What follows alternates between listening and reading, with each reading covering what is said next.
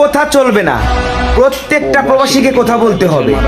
Remittance shutdown অব্যাহত রাখতে হবে আগামী 5 মাসের জন্য। সিটার আসিফ নজরুলের পিছন দিয়া গোটা গোটা ডিম ভরা লাগবে। সমন্বয়কের চেয়ারে বসার আগে বলেছিল এয়ারপোর্টে প্রবাসীদেরকে ভিআইপি মর্যাদা দিবে।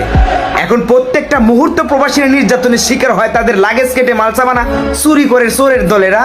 আর আসিফ নজরুল কয় প্রবাসীরা ফাইজলামো করতেছে, ফাইজলামোর একটা লিমিট আছে। তোমার পিছন দিয়ে ডিম দেওয়া হবে। তুমি কি একটা আইন করেছো? প্রবাসীরা দেশে যায় 2 মাসের বেশি থাকলে তাদের ফোন রেজিস্ট্রেশন করা লাগবে। 1 লাখ টাকা দিয়ে একটা ফোন কিনলে সেই ফোন 60,000 টাকা দিয়ে রেজিস্ট্রেশন করতে হবে। ফাইজলামো শুরু করছো? তোমাদের বাবার টাকা দিয়ে ফোন কিনছি যে দেশে যাওয়ার পর তোমাদেরকে টাকা দিয়ে রেজিস্ট্রেশন করে নিতে হবে আমাদের ফোন। কোনো কথা চলবে না।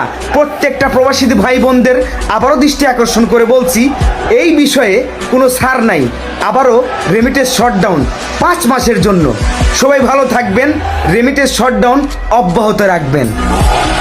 প্রবাসীকে বোধাই পাইছস মাদাচ্চোদ, ওই মাদাচ্চোদ প্রবাসীগুলো বোধাই পাইছস।